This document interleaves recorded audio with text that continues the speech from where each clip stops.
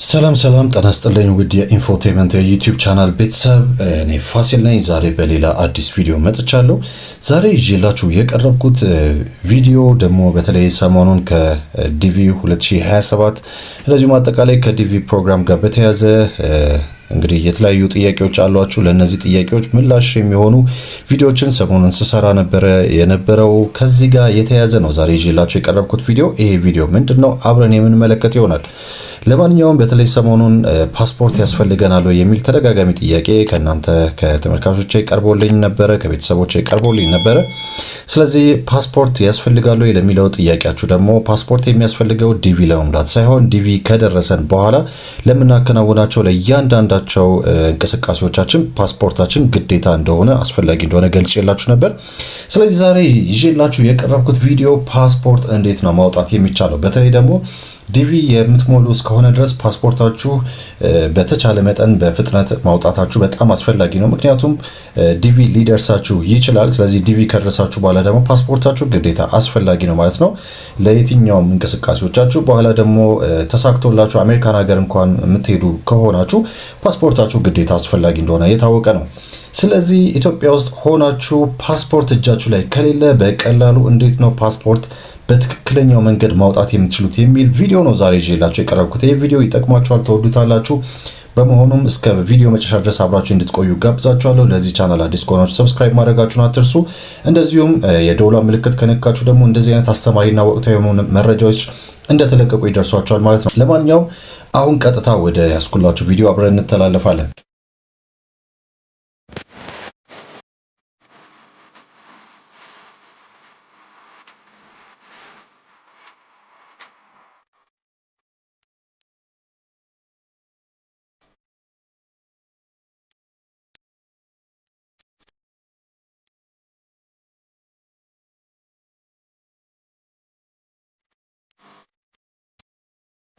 እንግዲህ እንደነገርኳችሁ ፓስፖርት በጣም አስፈላጊ የሆነ ነገር ነው ለየትኞቹም እንቅስቃሴዎቻችን። በተለይ ደግሞ ማንነታችን ከሚገልጹ መታወቂያዎች እኩል የማይተናነስ ነው ዋጋ ያለው ፓስፖርታችን። ስለዚህ በጣም አስፈላጊ ነው መያዛችን። ውጭ ለመሄድ ብቻም ሳይሆን እዚህ ላለንበት አንዳንድ እንቅስቃሴዎቻችን ፓስፖርት የምንጠይቅበት ሁኔታ ይኖራል። ወይም ደግሞ በሌሎች መታወቂያዎቻችን ፋንታ ደግሞ ፓስፖርት የምንጠቀምባቸው ሁኔታዎች ይኖራሉ። ለምሳሌ እንደ አንድ ኮንቴንት ክሬተር ደግሞ ዩቲዩበር ስትሆኑ ቻናላችሁ ሞኔታይዝ ከሆነ በኋላ አድሰንስ አካውንት የሚባል አለ። አድሰንስ አካውንታችሁን ቬሪፋይ ለማድረግ የምትጠየቁት ብቸኛ ነገር ኢትዮጵያ ውስጥ እስከሆናችሁ ድረስ ፓስፖርታችሁን ነው። ሌላም ሀገር በአብዛኛው ፓስፖርት ነው የሚጠየቀው። ስለዚህ ለማንኛውም ፓስፖርት ያለው አገልግሎት በጣም ዝቅ ተደርጎ የሚታይ ነገር አይደለም። በጣም ከፍተኛ አገልግሎት ነው የሚሰጠው። ከዲቪ ጋር በተያያዘ ደግሞ ፓስፖርት በጣም አስፈላጊ ነው። ዋነኛው አስፈላጊ አንደኛው ነገር ፓስፖርታችሁ ነው። ስለዚህ ዛሬ ፓስፖርት እንዴት እንደምናወጣ አብረን የምንመለከት ይሆናል ማለት ነው። ፓስፖርት ለማውጣት በአንድ ጊዜ ሂደት የሚመጣ ነገር አይደለም። የተለያዩ አይነት ቅደም ተከተሎች አሉት። ስለዚህ የመጀመሪያው ቅደም ተከተል መጀመሪያ እናንተ ማሟላት ያለባችሁ ሰነዶች ናቸው። ስለዚህ አንድ ሰው ፓስፖርት ለማውጣት ከፈለገ መጀመሪያ የሚኖረው ወይም ደግሞ በእጁ ላይ ሊይዛቸው የሚገቡ ነገሮች ብሔራዊ መታወቂያ ያስፈልገዋል። ወይም ደግሞ የናሽናል አይዲ የኢትዮጵያ ብሔራዊ መታወቂያ ወይም ናሽናል አይዲ ወይም ፋይዳ መታወቂያ ያስፈልገዋል። የልደት ሰርቲፊኬት ያስፈልጋል። ይሄ ደግሞ የተረጋገጠ የሆነ የልደት ካርድ መሆን አለበት። ሌላው ነገር ለፓስፖርት አገልግሎት የሚከፈለው የክፍያ መጠን ነው። ይሄ የክፍያ መጠን እንደ አይነትና እንደ ፍጥነቱ ይለያያል። እሱን አብረን የምንመለከት ይሆናል። ለማንኛውም እነዚህ ሶስት ነገሮች ካዘጋጃችሁ በኋላ ቀጥታ ወደ ኦንላይን ምዝገባ ነው የምንሄደው። ስለዚህ እንደምታውቁት የኢሚግሬሽን እና ዜግነት አገልግሎት ተቋም ኦንላይን መመዝገብ የምንችልበትን ኦፊሻል ድረገጽ አዘጋጅቶልናል። ይሄ ድረገጽ ደግሞ ኢትዮጵያን ፓስፖርት ሰርቪስስ .gov.ኢቲ የተባለ ኦፊሻል ድረገጽ ነው። ስለዚህ በዚህ ድረገጽ አማካኝነት ብቻ ነው ለኦንላይን መመዝገብ የምንችለው። ታዲያ እንዴት ነው መመዝገብ የምንችለው? ከዛ በኋላ ያሉ ቅደም ተከተሎች ምንድን ናቸው የሚለውን አብረን የምንመለከት ይሆናል። በድጋሚ ቆይታችሁ እንደተጠበቀ እንዲሆን እመኛለሁ። ለማንኛውም አሁን ቀጥታ ወደ ክሮም እንገባለን። ስለዚህ እዚህ ጋር እንደምትመለከቱት ኢትዮጵያን አፕላይ ፎር ኢትዮጵያን ፓስፖርት ኦንላይን ይላል። ስለዚህ እናንተም ቤታችሁ ቁጭ ብላችሁ በምትጠቀሙበት የእጅ ስልካችሁ የስማርት ስልካችሁ ወይም ደግሞ በኮምፒውተራችሁ አማካኝነት ኢንተርኔት ላይ ገብታችሁ በማንኛውም ብራውዘር ገብታችሁ ኢትዮጵያን ፓስፖርትን መመዝገብ ትችላላችሁ ኦንላይን ማለት ነው። ከዛ በኋላ ደግሞ የምትጠይቋቸውን እያንዳንዳቸውን ነገሮች እዛ ላይ ማከናወን ትችላላችሁ። ከዛ በኋላ ደግሞ ቀጠሮ ማስያዝና ማስመዝገብ ትችላላችሁ ማለት ነው። ስለዚህ ለማንኛውም እኔ apply for Ethiopian passport online የሚለውን ወይና ethiopianpassportservices.gov.et የሚለው ኦፊሻል ድረገጽ ላይ ገባለሁ። ስለዚህ ስትገቡ እንግዲህ ያለው ሁኔታ ይሄ ነው። ዌልካም ቱ ኢትዮጵያን ፓስፖርት ሰርቪስስ ይላል። ስለዚህ ይሄ ስትገቡ መጀመሪያ የምታገኙት ኢንተርፌስ ይሄንን ይመስላል። የአይሲኤስ ወይም ደግሞ የኢሚግሬሽን ኤንድ ሲቲዝንሺፕ ሰርቪስ እንግዲህ ተቋም ያዘጋጀልን ኦፊሻል ድረገጽ ይሄ ነው። እዚህ ላይ ብቻ ነው እንግዲህ ምዝገባ ማካሄድ የሚቻለው። የተለያዩ አይነት አንዳንድ አካላት በማጭበርበር ጉዳያችሁን እናስፈጽማለን፣ ፓስፖርት እናወጣላችኋለን በሚል የተለያዩ አይነት ነገሮችን ሊጠቀሙ ይችላሉ። በጣም ጥንቃቄ ማድረግ ያለባችሁ ትልቁ ነገር ይሄ ነው። ስለዚህ ከገባችሁ በኋላ የተለያዩ አይነት ነገሮችን ነው እዚህ ላይ የምትመለከቱት። መጀመሪያ ግን ከማመልከታችሁና እዚህ ላይ አፕላይ ከማድረጋችሁ በፊት መጀመሪያ ማወቅ ያለባችሁ ነገር እዚህ ጋር ወደ 6 የሚያክሉ ቅድመ ጥንቃቄ መልእክቶች አሉ። እነዚህ ማንበብ ይኖርባችኋል። before you apply ይላል እንግዲህ እንደምትመለከቱት እዚህ ጋር። ስለዚህ የመጀመሪያው ነገር all applicants should secure an online appointment when applying for a passport ይላል። ስለዚህ ሴኪዩር የሆነ ኦንላይን አፖይንትመንት ማስያዝ ያስፈልጋል ማለት ነው። ወይም ደግሞ የኦንላይን ቀጠሮ ማስያዝ ያስፈልጋል ለሁሉም አመልካቾች ነው እንግዲህ። ከዛ የተረጋገጠ የአፖይንትመንት ወይም ቀጠሮ በጣም አስፈላጊ መሆኑን ነው የሚገልጸው። ሶስተኛው ደግሞ applicants are reminded to be on site not earlier than 30 minutes on their selected date and time of appointment at their chosen consular office ይላል። ስለዚህ ማንኛውም አመልካች ቀጠሮ ካስያዘ በኋላ በቦታው በሚገኝበት ሰዓት ከ30 ደቂቃ ያልበለጠ ወይም ያላነሰ ከ30 ደቂቃ ቀድሞ መገኘት እንደሚኖርበት ወይም ደግሞ ከቀጠሮ 30 ደቂቃ በፊት አስቀድሞ መገኘት ያለበት እንደሆነ ይጠቅሳል በቦታው ማለት ነው። ምክንያቱም እዚህ አራተኛው የቅድመ ማስጠንቀቂያ መልእክት ወይም ቅድመ ማሳሰቢያ መልእክት ላይ personal appearance is required for new applicants ይላል። ስለዚህ ለአዲስ አመልካቾች በአካል መገኘት በጣም አስፈላጊ መሆኑን ስለሚጠቅስ ነው። ስለዚህ ማንኛውም አመልካች በአካል መገኘቱ በጣም አስፈላጊ ነው። ሌላው እዚህ ጋር እንግዲህ የሚገልጽላችሁ ነገር በጣም ትልቁና በተደጋጋሚ ኢሚግሬሽን ጽሕፈት ቤት በጣም የሚያስታውቀው የሚያስጠነቅቀው ነገር ጉዳያችሁን እናስፈጽማለን በሚሉ ገንዘብ በማለት ገንዘባችሁን ከሚበሉ ሰዎች ጥንቃቄ እንድታደርጉ ነው። ስለዚህ በተቻለ መጠን ጉዳያችሁን ራሳችሁ በአካል ተገኝታችሁ ማስፈጸማችሁ በጣም አስፈላጊ ነው። እንደዚሁም በኦንላይንም ደግሞ ጉዳያችሁን እናስፈጽማለን፣ ቶሎ እናስጨርስላችኋለን፣ በአቋራጭ ቶሎ ይደርሳችኋል በሚል የተለያዩ በጣም በርካታ ገንዘቦቻችሁን ከሚበሉና ጉዳያችሁ ሳይፈጸምላችሁ ማጭበርበር ብቻ ከሚቀርባችሁ መናን ከሚቀርባችሁ ሰዎች መጠንቀቃችሁ በጣም አስፈላጊ ነው። ምክንያቱም ምንም አይነት ሁኔታ ውስጥ ብትገቡና በራሳችሁ ፍቃድ አምናችሁበት ለእነዚህ ሰዎች ገንዘብ ብትከፍሉ ጉዳያችሁን እናስፈጽማለን ብለው ለነሱ ኃላፊነት ብትሰጡ ለሚደርሰው ለእያንዳንዱ ነገር ኃላፊነት የምትወስዱት ራሳችሁ ይሆናል ወይም ትሆናላችሁ። ለምታወጡትም ወጪ ኃላፊነቱን አሁንም ራሳችሁ ናችሁ መውሰድ ያለባችሁ ማለት ነው። ስለዚህ ከዚህ ጥንቃቄ ማድረግ በጣም አስፈላጊ ነው። ሌላው የመጨረሻው ደግሞ prepare all the originals and photocopies of the documentary requirements for passport application ይላል። ስለዚህ ማንኛቸውንም የምታዘጋጇቸው ዶክመንቶች ፎቶኮፒ እና ኦሪጂናልና ፎቶኮፒ ሊኖራችሁ ይገባል። ስለዚህ ለማንኛቸውም አመልካቾች እነዚህ ሁለት ነገሮች ወይም ማንኛቸውም ሰነዶቻችሁ ኦሪጂናልና ፎቶኮፒ ያስፈልጋል ማለት ነው። ስለዚህ እነዚህን ሁሉ ነገሮች መጀመሪያ የጥንቃቄ መልእክቶችና ማሳሰቢያዎችን ካነበባችሁ በኋላ ወደ ሬጅስተር እንሄዳለን ማለት ነው። እንግዲህ እዚህ ጋር የተለያዩ አይነት ነገሮች አሉ እንደነገርኳችሁ ስታርት ኒው አፕሊኬሽን፣ ሬጅስተር፣ ቼክ ስታተስ የሚሉ ነገሮች አሉ። ይሄ ለአዲስ አመልካቾች ነው የሚሆነው። ሁልጊዜ ስታርት ኒው አፕሊኬሽን የመጀመሪያ ጊዜ የምናመለክት ከሆነ ነው። ሬጅስተር የሚለው ደግሞ እንግዲህ ይሄ ለፍሪኩዌንት ፓስፖርት ዩዘሮች ነው የሚጠቅመው። ስለዚህ እንግዲህ ወዲያው ሬጅስተር አድርገው እዛው ለመጠቀም ለሚፈልጉ ኦፕሽናል ነው በነገራችን ላይ ይሄ። ሶስተኛው ደግሞ ቼክ ስታተስ የሚለው ደግሞ የፓስፖርት ሪኩዌስቴ ምን ሁኔታ ላይ ወይም ምን ደረጃ ላይ ደረሰ ብላችሁ ኢንፎርሜሽን ለማየት ከፈለጋችሁ እዚህ ቼክ ስታተስ ላይ ነው ገብታችሁ የምትመለከቱት። እዚህ ላይ እንግዲህ ሆም ይላል፣ አርጀንት አፖይንትመንት ይላል፣ ሪኳየርመንትስ ይላል፣ ፓስፖርት ስታተስ ይላል፣ አባውት እና ኮንታክታስ የሚሉ ነገሮች አሉ። ከዛ ደግሞ ሬጅስተር እና ሎጊን የሚሉ ነገሮች አሉ። መጀመሪያ ኦንላይን ላይ ለመመዝገብ ስትፈልጉ ሬጅስተር የሚለውን ነው መንካት ያለባችሁ። ስለዚህ ሬጅስተር ነው ማድረግ ያለባችሁ። ሬጅስተር አድርጋችሁ ከነበረ ከዚህ በፊት ደግሞ ሎጊን ብቻ ነው ማድረግ የሚጠበቅባችሁ። እዚህ ጋር ደግሞ ለተለያዩ አይነት የፓስፖርት አይነት አወጣጦች እንግዲህ ያሉትን ሁኔታዎች ነው የሚያሳየው። ይሄ ለአዲስ ፓስፖርት፣ ይሄ ደግሞ አገልግሎቱ ላበቃ ፓስፖርት ወይም ኤክስፓየር ላደረገ ፓስፖርት ነው። ይሄ ደግሞ የፓስፖርት ገጻችሁ ካለቀ የፓስፖርቱ ካለቀ ነው ገጹ።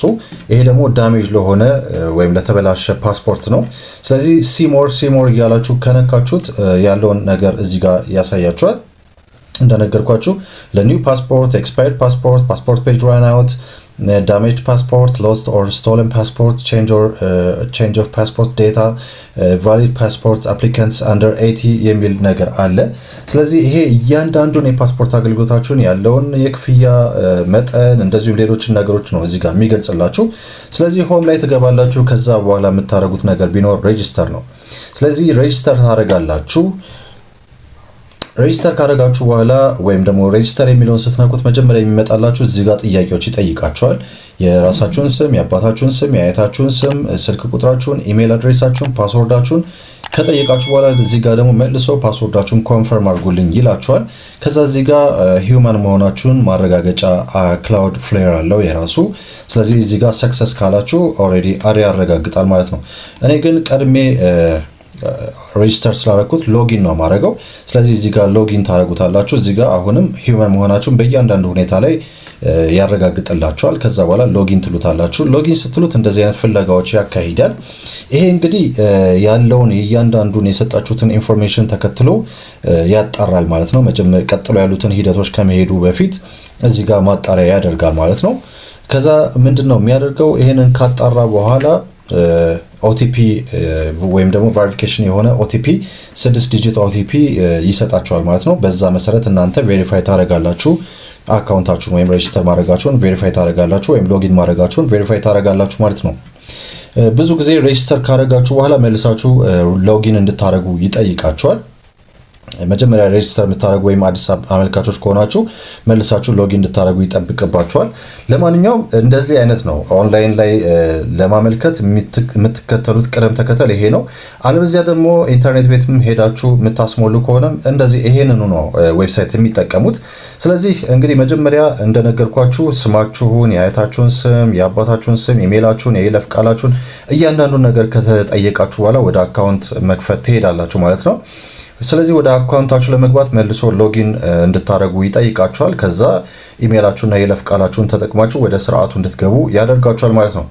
እንግዲህ የማመልከቻውን አይነት እናንተ ናችሁ የምትመርጡት። የማመልከቻው አይነት ለአዲስ ፓስፖርት ሊሆን ይችላል፣ ለጠፉ ፓስፖርቶች ወይም ለማደስ ሊሆን ይችላል። ዛሬ ግን ስለ አዲስ ፓስፖርት አወጣጥ ብቻ ስለሆነ የምንመለከተው ከዚህ ጋር ብቻ የተያዙ ነገሮችን እንመለከታለን።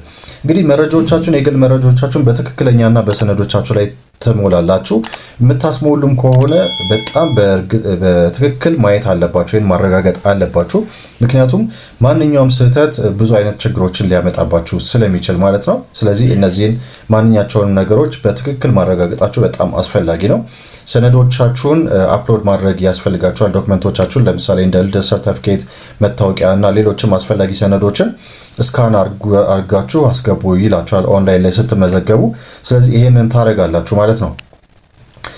ከዛ ወደ ስርዓቱ ወይም ወደዚህ ዌብሳይት ላይ ከጫናችሁ በኋላ ቀጥሎ የሚመጣው ሶስተኛው ነገር የቀጠሮ ማስመዝገቢያና ክፍያ መፈጸሚያ ነው። እንግዲህ ለቀጠሮ ማስያዛችሁን በጣም በእርግጠኝነት ማወቅ አለባችሁ። ወይም ደግሞ ራሳችሁ የምትሞሉ ከሆነ ቀጠሯችሁን ማስያዝ ይኖርባችኋል። የምታስመዘግቡ ወይም ደግሞ በሰው ወይም በኢንተርኔት ቤቶች የምታስመዘግቡም ወይም የምትመዘገቡም ከሆነ ቀጠሯችሁን በትክክለኛ መቀበል አለባችሁ፣ የቀጠሯችሁን ጊዜ። ከዛ ለቀጠሮ ትሄዳላችሁ ማለት ነው። በማመልከቻ ሂደት ውስጥ የሚቀጥለው እርምጃችሁ ቀጠሯችሁ መያዝ ነው ማለት ነው። ለምሳሌ ዋናው መስሪያ ቤት ICS ዋናው መስሪያ ቤት ልትሄዱ ትችላላችሁ። ስለዚህ ለእናንተ በሚመችና ቀንና ሰዓት በቀጠሮ ታስይዛላችሁ። ከዛ በቦታው ትገኛላችሁ። እንግዲህ ለዚህ ለምትመዘገቡባቸው ነገሮች ክፍያ ያስፈልጋል። ይሄ የክፍያ መጠን ምን ያህል ነው የሚለውን በኋላ ላይ ግልጽላችኋለሁ። ግን የኦንላይን ቀጠሮ ቦታዎችን ያለማቋረጥ ስለሚከፈት ገጹን በተደጋጋሚ ማየታችሁና ሪፍሬሽ ማድረጋችሁ በጣም አስፈላጊ ነው ማለት ነው። ሌላው ክፍያ የምትፈጽሙበት መንገድ ነው። እንግዲህ ቀደም ሲል እንዳልኳችሁ ክፍያው በኦንላይን ነው የሚፈጸመው። ስለዚህ ኢንተርኔት ቤት የምትመዘገቡ ከሆነ ገንዘቡን የምትሰጡት ለነሱ ነው ማለት ነው። አለበለዚያ ደግሞ ራሳችሁ የምትፈጽሙም ከሆነ ራሳችሁ ኦንላይን ላይ ትፈጽማላችሁ ማለት ነው። እንግዲህ ስርዓቱ ወይም ደግሞ የአገልግሎት ክፍያው እንደ ሁኔታው እንደ መደበኛ፣ ፈጣን፣ እጅግ ፈጣን ተብሎ ነው እንግዲህ የተከፈለው። ለመደበኛ ምን ያህል ነው የሚያስፈልጋችሁ፣ ለፈጣን ምን ያህል ነው የሚያስፈልጋችሁ፣ ለእጅግ ፈጣን በአብዛኛው ለመደበኛው 5000 ብር፣ ለፈጣን 20 ሺህ ብር እንደዚሁም ለእጅግ ፈጣን 25 ሺህ ብር ነው። ምክንያቱም መደበኛው የሚደርስበት የራሱ ጊዜ አለ። ፈጣኑ ደግሞ በ5 ቀን ነው የሚደርሰው። እጅግ ፈጣኑ ደግሞ በ2 ቀን ነው የሚደርስላችሁ። ስለዚህ ለነዚህ የምትከፍሏቸው ክፍያዎች እንደ ሁኔታው ይለያያሉ ማለት ነው። ስለዚህ ክፍያው በኦንላይን ከተፈጸመ በኋላ የማረጋገጫ ፔመንት ኮንፈርሜሽን መኖር አለበት ታገኛላችሁ ማለት ነው።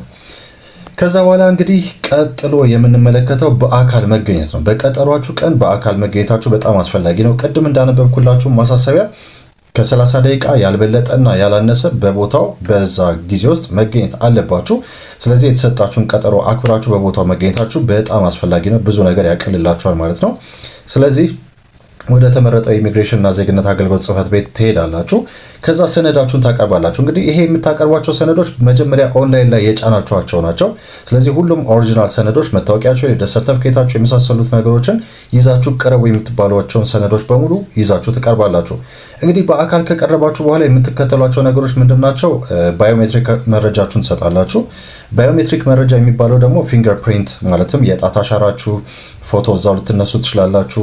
ሌሎችም ፊርማዎችን የመሳሰሉ ነገሮችም እዛው ትጠየቃላችሁ ማለት ነው። ስለዚህ ፊርማችሁን ታኖራላችሁ። ስለዚህ እነዚህ ሁኔታዎች በሙሉ ቀደም ብሎ በአካል ከተገኛችሁ በኋላ የምታከናውኗቸው ነገሮች ናቸው። እንግዲህ መጀመሪያ ኦንላይን ነው ምዝገባው። ከዛ በኋላ ቀጠሮ ማስያዝ ነው። ቀጥሎ በቀጠሮ ቀን መድረስ ነው። ከዛ እንግዲህ እነዚህ ሁሉ ነገሮች ካከናወናችሁ በኋላ የሚሰጣችሁ የቀጠሮ ጊዜ አለ። ይሄ የቀጠሮ ጊዜ ደግሞ ፓስፖርታችሁን በእጃችሁ የምትቀበሉበት ጊዜ ነው ማለት ነው። ስለዚህ ያንን ለመከታተል ነው እንግዲህ ቀደም ሲል ቼክ ስታተስ የሚለውን የነገርኳችሁ። እዚህ ጋር ሆም ላይ ስትገቡ ቼክ ስታተስ የሚለው ያንን የቀጠሮ ቀናችሁን የምትመለከቱበት ቦታ ነው ማለት ነው። ስለዚህ የማመልከቻችሁን ሁኔታ ለመከታተል ቼክ ስታተስን ትከታተላላችሁ። ስለዚህ ማመልከቻችሁ የት እንደደረሰ በኦፊሻል ድረገጹ ላይ በዚህ በቼክ ስታተስ ትመለከታላችሁ ማለት ነው። ከዛ የተጠናቀቀውን ፓስፖርት የምትቀበሉበት ጊዜ ይደርሳል። ስለዚህ በቀጠሯችሁ ጊዜ አሁንም በመገኘት ያንን የተጠናቀቀውን ፓስፖርት በእጃችሁ ትቀበላላችሁ ማለት ነው። ሆኖም በድጋሚ ላሳስባችሁ የምፈልገው ነገር ጉዳያችሁን እናስፈጽምላችኋለን፣ በአጭር ጊዜ ከቀጠሯችሁ በፊት ቀድሞ እንዲደርሳችሁ ፓስፖርታችሁ እናደርግላችኋለን የሚሉ አጭበርባሪዎች በጣም በርካታ ናቸው። በተደጋጋሚ ጊዜ የአይሲኤስ ወይም ደግሞ የኢሚግሬሽንና ዜግነት አገልግሎት ተቋም እነዚህን አጭበርባሪዎች ለማጥፋት እንደዚሁም እንደዚህ አይነት ነገሮችን አሰራሮችንና ሂደቶችን ለመከላከል በጣም በርካታ ስራዎችን እየሰራ ነው ያለው። አሁንም ግን እነዚህ ሰዎች አልጠፉም። ስለዚህ በዛ አካባቢ ያሉ ጉዳያችሁን እናስፈጽምላችኋለን የሚሏችሁን ማንኛቸውንም ሰዎች መስማት የለባችሁም። በተቻለ መጠን ጉዳያችሁን ራሳችሁ ናቸው ማስፈጸም የሚጠበቅባችሁ። ምክንያቱም ለሰዎች አምናችሁ ከሰጣችሁ ገንዘባችሁን ከተበላችሁ በኋላ ፓስፖርታችሁም ይቀራል። እናንተም ያሰባችሁትን ትታችሁ ያላሰባችኋቸውን ከፍተኛ የሆኑ የገንዘብ መጠኖችን ልትከፍሉ ስለምትችሉ በተቻለ መጠን ጉዳያችሁን ራሳችሁ ብታስፈጽሙ ይመከራል። ለማንኛውም አዲስ ፓስፖርት ለማውጣት የምትፈልጉ ሁሉ በዚህ መንገድ በጣም በቀላሉ በተቻለ መጠን ቁጭ ብላችሁ ቤታችሁ በምትጠቀሙበት ስማርትፎናችሁ ወይም ደግሞ በኮምፒውተራችሁ ለፓስፖርት መመዝገብና ቀጠሮ ማስያዝ ይኖር ትችላላችሁ። በጣም ቀላል ነው። አለበለዚያ ደግሞ በኢንተርኔት ቤቶች የምትጠቀሙ ከሆነ ደግሞ በትክክል ምዝገባችሁን መከታተል አለባችሁ። በትክክል ስማችሁ፣ እያንዳንዱ ወቅታዊ መረጃችሁ በትክክል መመዝገቡን ከዛ ቀጠሯችሁ በትክክል እንደተሰጣችሁ ማረጋገጥ ይኖርባችኋል። ከዛ ሄዳችሁ እንግዲህ እነዚህን ሁኔታዎች ካሟላችሁ በኋላ ፓስፖርታችሁ በእጃችሁ ይገባል። ታዲያ ክፍያዎቹ ምን ያህል ናቸው? ቀደም ሲል እንዳልኳችሁ ለመደበኛው 5000 ብር ትጠየቃላችሁ። ለፈጣን 20000 ብር እንደዚሁም ደግሞ ለእጅግ ፈጣን ደግሞ 25000 ብር ትጠየቃላችሁ። እንግዲህ ክፍያው መጠንና አይነቱ ሁኔታው እንደየጊዜው ሊለያይና ሊለዋወጥ ስለሚችል ሁልጊዜ እነዚህ ነገሮች ማጣራታችሁ በጣም አስፈላጊ ይሆናል። ለማንኛውም ዲቪ ከመድረሱ በፊት በተለይ ደግሞ የዲቪ ውጤት ከመለቀቁ በፊት ዲቪ ከሞላችሁም በኋላ ይሁን ከአሁኑ ጀምራችሁ ለፓስፖርት ማመልከታችሁ በጣም አስፈላጊ መሆኑን ደግሜ ልገልጽላችሁ እወዳለሁ። እንግዲህ የዛሬው ቪዲዮአችን እዚህ ላይ ትኩረት ያደረገ ነው ማለት ነው። በሚቀጥለው ደግሞ ሌሎች መረጃዎችን ከዚህ ጋር የተያዙ መረጃዎችን ይዤላችሁ እቀርባለሁ። በጣም በርካታ መረጃዎችን አብረን የምንመለከት ይሆናል ከዚህ በኋላ ማለት ነው።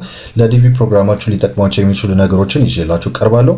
ያላችሁን ጥያቄና አስተያየት በኮሜንት ሴክሽን ላይ ልታሳውቁኝ ትችላላችሁ። እንደዚሁም ደግሞ ከታች በተጠቀሰላችሁ ስልክ ቁጥር አማካኝነት በቴሌግራም ፔጅ ላይ እንደተለመደው ልጽፉልኝ ትችላላችሁ። ማንኛቸውንም ጥያቄዎች ምላሽ እሰጣለሁ ማለት ነው። በተቻለ መጠን ሌሎችንም ቪዲዮዎች ይዤላችሁ ቀርባለሁ። በሚቀጥለው እንገናኛለን። ለዚህ ቻናል አዲስ ከሆናችሁ ሰብስክራይብ ማድረጋችሁን አትርሱ። የደወሏ ምልክት ከነካችሁ ደግሞ እንደዚህ አይነት ወቅታዊ የሆኑ መረጃዎችና ቱቶሪያሎች ሲደርሱ ወይም ደግሞ ሲለቀቁ ይደርሷችኋል ማለት ነው። በሚቀጥለው ተመልሰን እስከምንገናኝ መልካም ጊዜ ይሁንላችሁ።